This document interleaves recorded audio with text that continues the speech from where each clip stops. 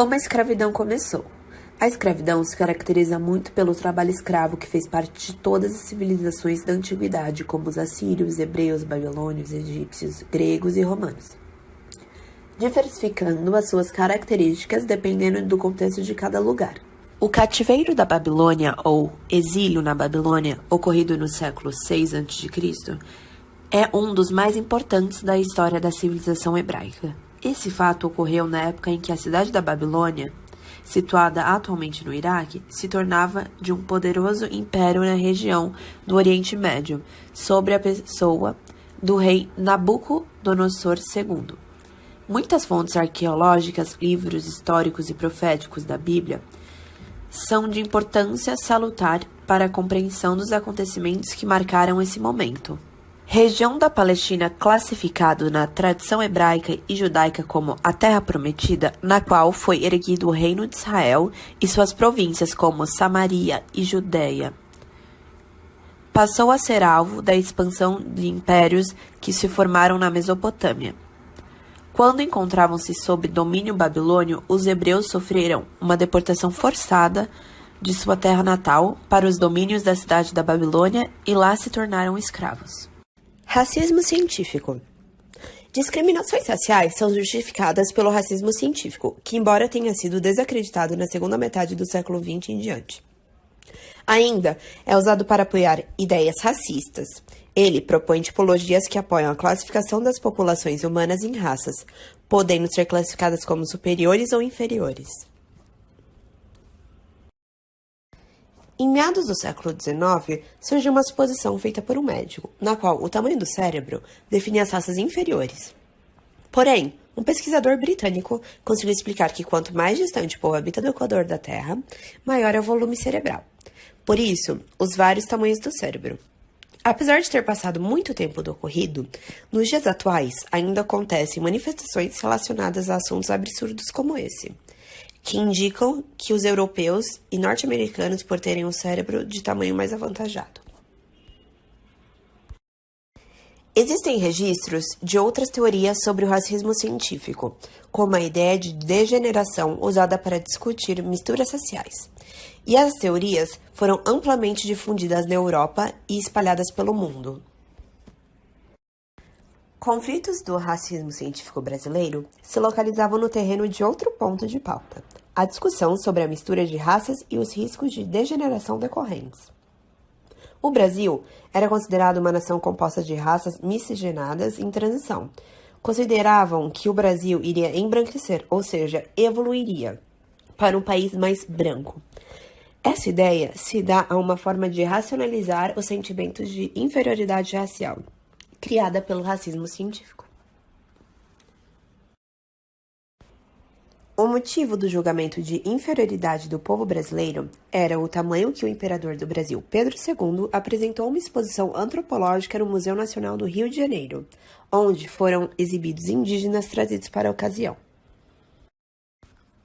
Por conta da popularização do racismo científico, as raças nas quais foram inferiorizadas eram tratadas como semi-animais apresentadas em um zoológico humano, atendendo o objetivo de saciar a curiosidade do público e ser objeto de pesquisa que dessem suporte ao racismo científico. A crença de que os brancos eram superiores ao resto dos humanos, principalmente negros e indígenas, vistos sempre como seres selvagens. Todos os argumentos racistas que faziam uso do prestígio científico com o interesse de dominação e poder, a população contemporânea é ainda altamente influenciada e afetada por resquícios do racismo científico.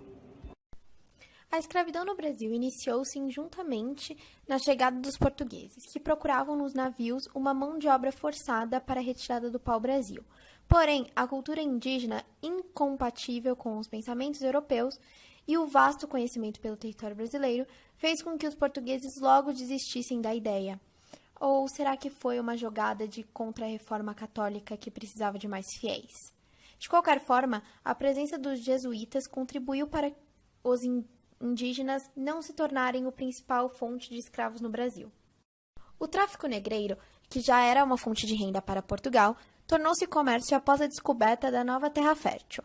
Então, em 1550, começou a chegar os primeiros navios da costa brasileira, africanos negros capturados pelas suas tribos inimigas e vendidos na costa para os portugueses, colocando em porões de barcos amontoados, acorrentados, por meses sendo alimentado apenas com o suficiente para conseguir sobreviver, como é retratado no poema O Navio Negreiro de Castro Alves, que foi escrito na época das lutas pela abolição da escravatura.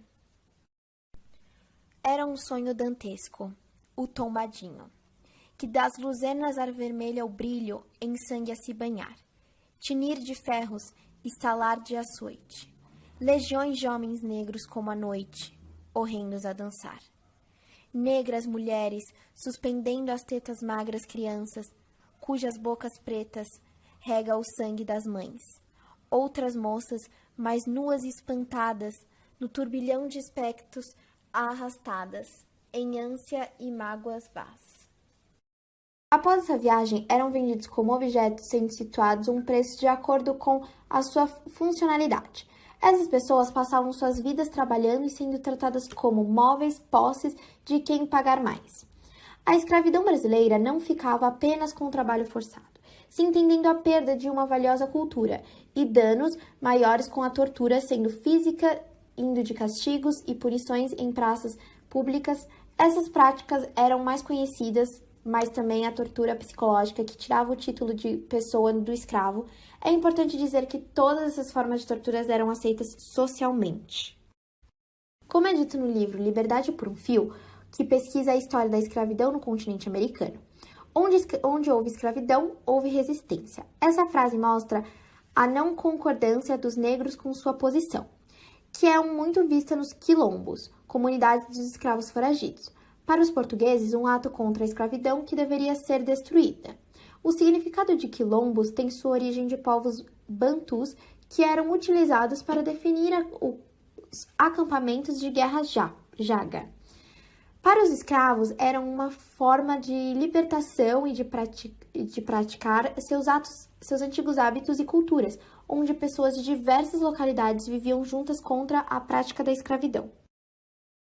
A luta dos escravizados em prol da liberdade é vista nas diversas revoltas ao longo dos mais de 300 anos de escravidão, como a do Dragão do Mar, um negro livre chamado Francisco José de Nascimento, que trabalhava como jangadeiro no Ceará. Impulsionou uma greve que parou o transporte de escravos para os barcos que os levavam para outras províncias. Após muita pressão, a província do Ceará foi o primeiro lugar no Brasil a abolir a escravatura em 1884, 4 anos antes do resto do país. Outras revoltas que ocorreram, além da pressão externa de diversos países que já haviam abolido a escravatura, foram levando a uma série de leis, como Eusébio de Queiroz e o Ventre Livre, tentavam parar os diversos ataques à estrutura escravista. Porém, a abolição da escravatura só ocorreu em 13 de maio de 1888, com a assinatura da Lei Áurea. A abolição da escravatura não foi tão simples assim, e a falta de competência das autoridades em lidar com os quase 5 milhões de afrodescendentes agora livres gerou um problema muito presente nos dias atuais na sociedade brasileira: o racismo estrutural. Racismo estrutural. O que é racismo estrutural? O racismo estrutural é uma série de sistemas, história, cultura e hábitos de comunicação interpessoal na sociedade. Geralmente, colocam a sociedade ou grupos étnicos em uma posição mais vantajosa, prejudicando outros grupos ao mesmo tempo, e continuando a causar lacunas entre os grupos ao longo do tempo. Em novembro, temos o Dia da Consciência Negra, sendo um evento especial, fazendo com que tenha o feriado. A ocasião é aproveitada para palestras publicitárias para aumentar a conscientização sobre o racismo. Criar espaço para discussão, organizar desfiles e celebrar a descendência, cultura e memória de 54% da população do país. O racismo tem causado muitos problemas na sociedade e a saúde mental da vítima é uma das consequências sobre a qual ela sofre. O racismo faz com que muitos negros se sintam inadequados e indiferentes, ao comparar a desigualdade de renda por cor na mesma faixa de sexo. Estudos mostram que, além das diferenças relacionadas à discriminação, grande parte, principalmente para os homens, se deve a atributos de qualificação insuficientes, ao comparar a desigualdade entre homens e mulheres da mesma cor de pele. Estudos mostram que a diferença de renda entre homens e mulheres diminuiu, e a causa raiz da desigualdade foram apenas fatores relacionados à discriminação. Ou seja, a discriminação ainda é associada pela cor de pele. É importante notar que grande parte da população não está ciente disso, tendo que a educação desempenhar um papel importante nesse sentido. As escolas podem ser um local de reconhecimento e libertação, não apenas um espaço de cópia do racismo e outras violências específicas. A escravidão é uma situação que chocou o mundo também. As manifestações contra a polícia, principalmente nos Estados Unidos, são principalmente contra o racismo. Há algum tempo, a frase "as vidas negras importam", ela vem sendo marcada há muito tempo pelo mundo. Os negros que não moram em favelas também sofrem de racismo. No entanto, o gueto negro está na intersecção entre o preconceito racial e a desigualdade social. É importante notar que grande parte da comunidade não está ciente de sua opressão. Portanto, educação desempenha um papel importante nesse sentido. Essa escola pode ser um lugar de reconhecimento e liberdade. Não é apenas um espaço de cópia do racismo e outras violências específicas, mas também um espaço de opressão dentro de um símbolo. Jonas de Andrade disse: "Não valorizemos a história dos africanos e afro-brasileiros, e a cultura e arte desses afro-americanos por toda a África." Por fim, Jonas deixou um recado. As favelas negras, precisam estar cientes das diversas violações e violências que seus corpos enfrentam no dia a dia. Não só precisam lutar por si, mas também pelo futuro, lutar por todos os outros que lutam por elas. Afetados pelo racismo, a educação desempenha um papel fundamental nisso. Se investimos na educação, colocarmos os africanos dentro em vez da Europa, de uma forma afrocentrada, seremos capazes de avançar na direção de construção de uma sociedade antirracista.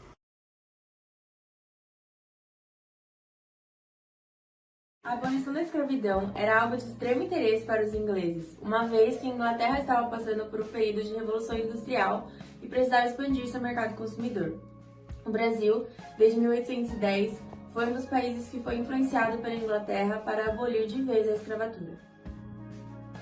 E foi então, em 1831, que os dois países assinaram um tratado prometendo parar com o tráfico negreiro. Porém, os grandes traficantes e proprietários de terra ignoraram o tratado e o tráfico permaneceu no país. Em 1945, foi aprovado pelo parlamento inglês a Lei Bill Arbitrum, que permitia a apreensão de qualquer navio que fosse supostamente vindo da África com escravizados. Os responsáveis eram julgados de acordo com as leis inglesas, mesmo estando no Brasil. Essa situação deteriora as relações entre o Brasil e a Inglaterra, já que isso foi considerado uma violação à soberania nacional. Em 1850, foi aprovada no Brasil, após a insistência inglesa, a Lei Eusébio de Queiroz, que proíbe de vez o tráfico de escravos ao Brasil. Porém, é importante deixar claro que essa lei proibia apenas o tráfico e não a escravidão daqueles que já estavam no país, assim como filhos de escravos. Outro ponto importante de se tratar é o fato de vários escravos terem sido trazidos para o Brasil antes dos anos de aprovação dessa lei, para que a oferta dessas pessoas se mantenha por mais algum tempo. Dom Pedro II pôs fim à discussão e decidiu que o fim da escravidão brasileira ocorreria de forma lenta e gradual, para que a elite se acalmasse em relação às leis abolicionistas. Seu medo era que a abolição no Brasil ocorresse por meio de revoltas, como no Haiti, e declarou que seria através de leis. Em 1871 foi declarada uma lei que determinava que todos os filhos de escravos nascidos a partir deste ano seriam considerados livres, com algumas condições. Seu dono poderia libertá-lo aos 8 anos de idade e receber uma alforria de R$600 mil, ou libertá-lo aos 21 anos, sem receber nenhuma compensação. Além disso, a lei impunha que todos os escravos fossem matriculados no Registro Nacional, e os que não fossem matriculados eram considerados livres. Porém, essa lei não foi totalmente eficaz, por conta do grande número de falsificações de certidões de nascimento, onde as datas de nascimento eram alteradas para antes da aprovação da lei. A atuação de advogados abolicionistas foi crucial para combater as irregularidades. O sistema carcerário consiste em uma divisão de prisões masculinas e femininas, tanto federais quanto estaduais. As prisões brasileiras, por diversas razões, se veem em um estado completamente superlotado, com uma visão muito mais punitivista em relação a como as pessoas saem de lá. Especialistas calculam que seria preciso construir um presídio a cada dia no ano para diminuir o déficit de vagas, que ascende cerca de 250 mil. Cada presidiário custa aparelhado em torno de R$ 1.500. E como não há verba para tudo isso, as famílias dos presos que arcam com os custos da alimentação e da parte do vestuário. Um problema que contribui para essa superlotação é que 40% dos presos no Brasil são provisórios, ou seja, são pessoas que ainda nem tiveram audiência com o juiz e estão à espera da sentença. A demora ocorre, pois as audiências só podem acontecer na presença de um defensor público. Segundo os dados da ANADEP, Associação Nacional de Defensores Públicos, não existem defensores públicos em 72% das comarcas do país. Deste modo, o problema se vê agravado pela falta de funcionários. O professor e procurador de Justiça de Minas Gerais, Dr. Rogério Greco, afirma que prisões refletem a desigualdade no país. O Brasil prende muito e prende mal. Quem tinha que estar preso está solto. Quem devia estar solto está preso.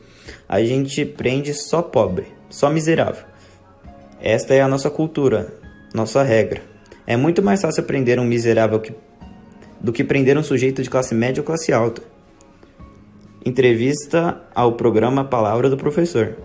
As prisões deveriam ter como finalidade recuperar e ressocializar os indivíduos presos. A abordagem policial é uma das relações mais cotidianas entre o policial e o público, de forma que o método adotado pelos policiais varia dependendo das circunstâncias e da avaliação feita pelo profissional sobre a pessoa quem irá abordar, sendo ela envolvida em crimes ou não. Há uma grande dificuldade de comparação de dados estatísticos sobre as abordagens policiais exercidas devido à falta de sistematização ou por impossibilidade de desagregação ou por esconder os reais números da população. Entretanto, o IBGE, em 2008, conseguiu um estudo chamado Pesquisa das Características Étnico-Raciais da População, um estudo de categorias de classificação de cor ou raça, PCERP, de modo que foram coletados dados de mais ou menos 15 mil domicílios. Dentre os resultados, destaca-se cerca de 68,3% da população que sofre com a relação à política e à justiça devido à cor ou raça. Esse percentual cresce entre os que se declararam de cor parda, negra ou preta. As abordagens policiais geralmente são mais severas com os negros, nas quais os policiais utilizam muito mais força bruta com o negro do que com o branco em suas abordagens. E embora muitas dessas abordagens não vão à mídia, a diferença racial é sim um dos motivos da chegada dos policiais na população. Com o abolicionismo ganhando força, havendo cada vez mais movimentos de resistência e repressões mais duras, foi criada a Lei dos Sexagenários, que dizia que escravos maiores de 60 anos poderiam receber a sua alforria, contanto que eles trabalhassem por mais 3 anos aos seus senhores como forma de indenização. Além disso, teriam que viver no mesmo distrito por mais 5 anos. Essa lei foi considerada fraca e diziam que ela só foi feita para frear o movimento abolicionista. Contanto, foi criada logo depois a lei que definitivamente acabaria com a escravidão no Brasil. A Lei Áurea foi assinada em maio de 1888 pela princesa Isabel, que já estava mais engajada no movimento abolicionista e já estava até recebendo escravos fugitivos em seu palácio. Nela, haviam somente 2 artigos que promoviam a liberdade aos escravos.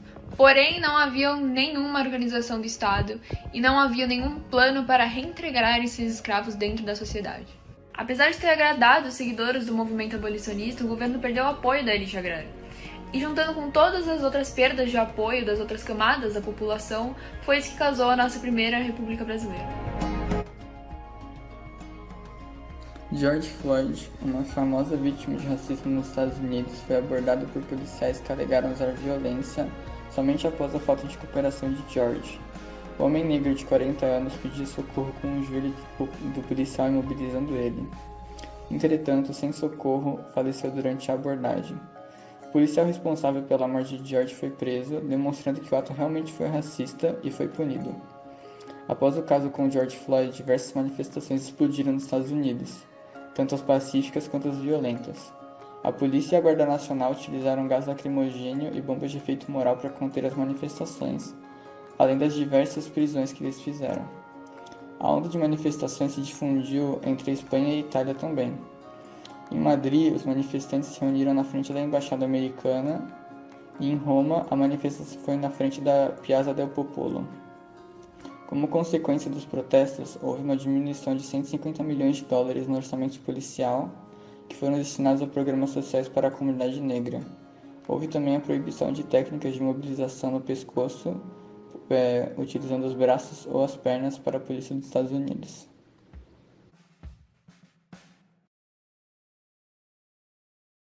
Estudiosos da desigualdade racial afirmam que, para combater a discriminação da população negra e produzir resultados consistentes, nós brasileiros ainda não demos um passo decisivo. Suponha que sejamos racistas, tanto como indivíduos, quanto como sociedade. Segundo o filósofo e jurista Silva Almeida, o presidente do Instituto Luiz Gama, organização não governamental dedicada à igualdade racial da Universidade Mackenzie e do Getúlio Vargas. Segundo o professor, quando o racismo é admitido, a obrigação moral de agir contra ele é. A negação é essencial para a persistência do racismo. Ele pode funcionar e se reproduzir normalmente, sem constrangimento, apenas quando é rejeitado, naturalizado e integrado ao nosso cotidiano como uma coisa normal. Como o racismo não é reconhecido, é como se o problema não existisse e nenhuma mudança fosse necessária. Portanto, a consciência é um ponto de partida básico. Olhares suspeitos, cláusulas de exclusão, julgamentos de residência e educação, assédio na rua e até mesmo nos supermercados, essas são as situações racistas que os negros enfrentam em uma sociedade composta de racismo institucional e estrutural. De acordo com a pesquisa do IBGE, 56,10% dos brasileiros afirmam ser negros. Esse grupo inclui pretos e pardos, então é possível que os negros representem a maioria da população brasileira. O racismo é baseado em hierarquias raciais socialmente construídas, com base na lacuna de desigualdade, marginalização, opressão dos negros, é composto de vários obstáculos que limitam os direitos das pessoas de desfrutarem de dignidade e igualdade devido à raça, e, portanto, afetam diretamente a saúde mental e a vida diária. O racismo promoveu a exclusão. Quando uma pessoa é excluída da sociedade de grupos específicos de pessoas de comportamentos no ambiente corporativo, ou mesmo de celebrações, haverá estresse, mudança de humor e redução da autoestima. Pessoas que sofrem de discriminação racial são propensas a dificuldades emocionais e comportamentais, estresse pós-traumático, ansiedade e depressão.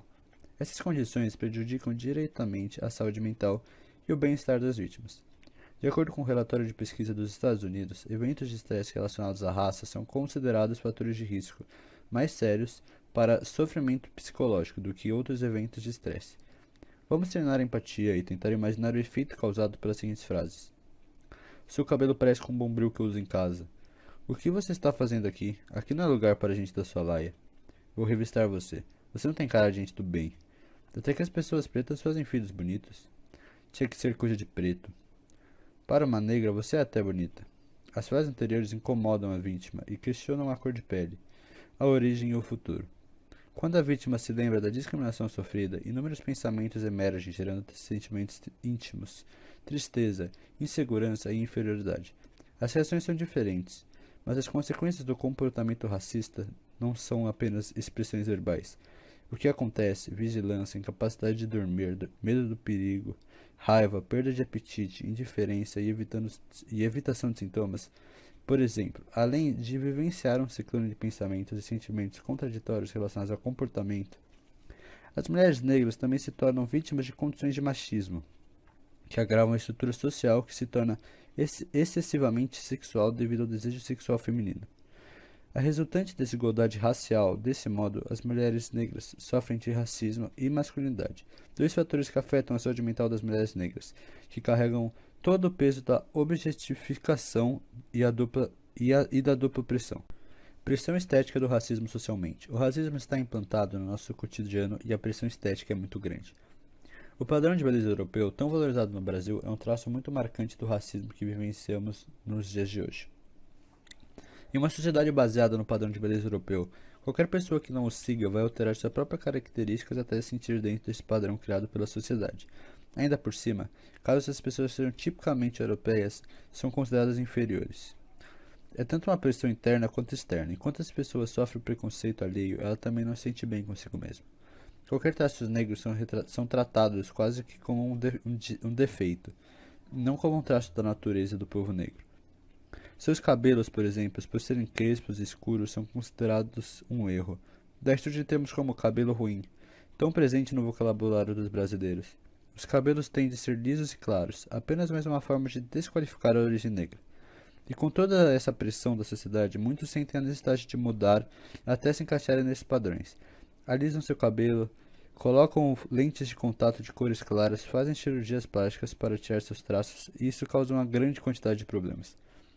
A impressão de ter que mudar para ser aceito pelo próximo pode causar diversos problemas psicológicos, como depressão, ansiedade, autoestima baixa e muitos outros que atrapalham seu dia a dia.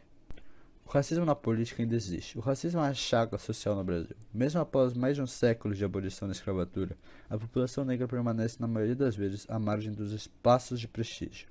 A relação de exclusão com base na cor de pele está presente nos ambientes de trabalho, nas universidades, nos hábitos cotidianos. Compreender como o racismo opera no tecido social e como é possível superá-lo é dessa forma confrontar uma ferida que marca o país. A última nação ocidental a conceder liberdade aos escravos, com a Lei Áurea de 1838, o Brasil buscou construir, desde então, uma autoimagem de território de respeito às diferenças e de convívio racial pacífico. A Lei Áurea, no entanto, foi conservadora em seu texto e não contou com qualquer ressarcimento ou política de inclusão para populações que ficaram tanto tempo afastadas da cidadania, do direito ao letramento e da liberdade de ir e vir. O resultado previsível foi a perpetuação de uma violência social herdada do passado, mas renovada no presente. Se foi injustificável o descaso a que acabaram relegados milhares de ex-escravizados, foi também persistente a luta deles pela liberdade plena. Uma luta que ecoou em seus descendentes e que hoje se traduz em batalhar por representatividade e mais espaço de poder. Conquista bem conhecida dos brasileiros, a política de cotas, por exemplo, vem legando uma mudança de inspeções das universidades e das repartições públicas, hoje mais heterogêneas. Os avanços na política de inclusão racial no Brasil, entretanto, ainda continuam pontuais e resultam de pressões da sociedade organizada. O país permanece sem uma política de Estado coordenada, ampla que ultrapasse governos e esteja presente em diferentes pastas, como o Ministério da Justiça, com políticas mais precisas de ressocialização da população carcerária, em sua maioria negra, e o Ministério da Educação com ações sistemáticas de conscientização em eventos e materiais didáticos. Só assim, ultrapassando ações pontuais, será possível minimizar de forma mais efetiva o abismo racial que ainda assola o país. Racismo na escola. Você já parou para pensar o quanto o racismo afeta o dia a dia da escola e da sociedade? Compreender os impactos sociais do racismo existente no país é um tema antigo, que continua urgente e atual em todos os setores da sociedade, inclusive na saúde mental. É preciso ainda entender a questão do racismo como um problema estrutural do nosso país. O termo racismo estrutural significa a formalização desse tipo de preconceito, presente na sociedade brasileira de maneira cristalizada. Mas o que isso tem a ver com a saúde mental? Uma das consequências, de acordo com uma pesquisa da Universidade de São Paulo, é que o racismo faz com que muitas pessoas negras se sintam insuficientes e culpadas devido a essa falta de integração plena em uma sociedade que as violenta e as segrega recorrentemente. Além disso, embora a condição crônica de estresse traga efeitos colaterais negativos a todas as pessoas, os fatores psicossociais e contextuais únicos aos quais os negros estão sujeitos, como racismo e discriminação, criam um fator adicional de estresse diários a eles. A sociedade atual está claramente dividida em decorrência das diversas classes sociais, onde pode-se perceber a classe social de alguma região pela forma que as casas são construídas e situadas. Exemplo, podemos saber quando estamos em uma área com poucas condições financeiras, quando percebemos que as casas ao nosso redor não são muito pintadas por fora. As casas não são muito organizadas ou muito trabalhadas na beleza. O problema é que a pobreza está diretamente ligada ao racismo no Brasil. Logo, as populações mais pobres são majoritariamente por pessoas pardas ou pretas, e com isso surge uma série de consequências e a necessidade também de mudanças, ainda que simples. Cotas raciais. Cotas raciais são reservas de vagas em vestibulares, provas e concursos públicos destinados a pessoas de origem negra, parda ou indígena. Essa medida tem como objetivo acabar com o racismo estrutural no Brasil. Para ter acesso às cotas, é preciso que o indivíduo tenha cursado todo o ensino médio em escolas públicas. A lei determina que 50% das vagas em instituições de ensino superior federal são para ex-alunos do ensino médio de escolas públicas. Segundo dados do IBGE, de 13 de novembro de 2019, 50,3% dos estudantes do ensino superior se consideram pretos ou pardos. De acordo com Wanda Botelho, pesquisadora do IBGE, com democratização do acesso ao ensino superior e também com mais jovens se declarando de cor preta ou parda, atingiu-se pela primeira vez essa proporção de mais da metade. A pesquisa mostra melhoras em geral na educação, mas existe ainda desigualdade grande.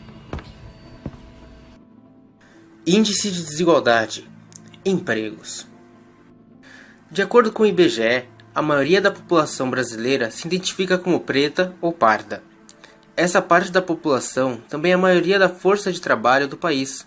Porém, ao se tratar dos empregos em si, pretos e pardos formam a maior parte dos desocupados e subocupados, que são pessoas que trabalham em horas insuficientes ou procurando emprego. Também é notável uma maioria nos trabalhos informais, que não possuem carteira assinada e costumam trazer riscos ao trabalhador, além de não haver uma série de direitos, como aposentadoria. Em 2018, 47,3% das pessoas nessa condição de emprego eram pretas ou pardas. A renda das pessoas brancas também é maior. Segundo os dados do IBGE, pessoas brancas ganham R$ 17,00 por hora, enquanto negras R$ 10,00, independentemente do nível de instrução. Além disso, em 2018, somente 29,9% dos cargos mais elevados eram compostos por pretos ou pardos. Portanto, existem pessoas no Brasil que recebem menos ou não conseguem empregos nem cargos elevados por conta da cor da pele. Trata-se de algo atual e com tímidas mudanças. Isso traz inúmeras consequências, dentre elas a marginalização de pessoas pretas.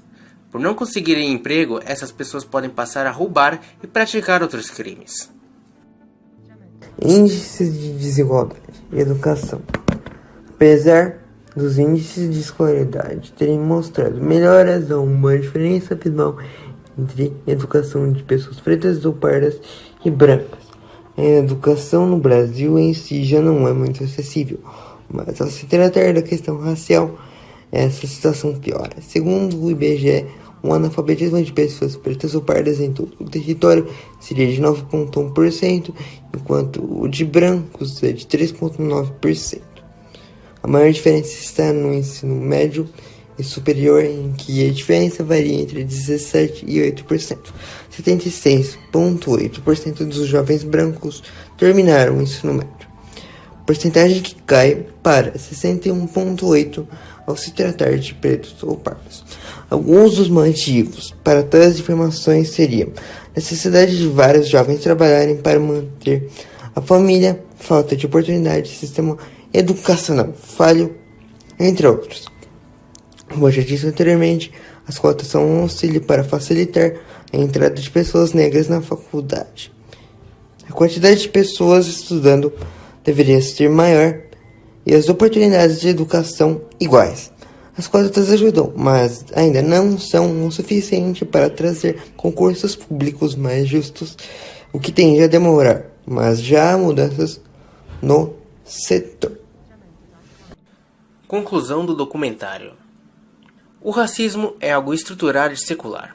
O preconceito atingiu e mudou a vida de milhões de pessoas durante esse período, e é um problema até os dias de hoje. A discriminação e o julgamento de pessoas pretas ou pardas já foi normalizada por uma falsa ciência, escravizou reinados e populações enormes, além de começar um sistema excludente que se fixou nas estruturas da sociedade atual. A lição que fica para todos é que o preconceito mata, prejudica, exclui e exime pessoas. Portanto, a tolerância e respeito são essenciais para uma convivência minimamente correta.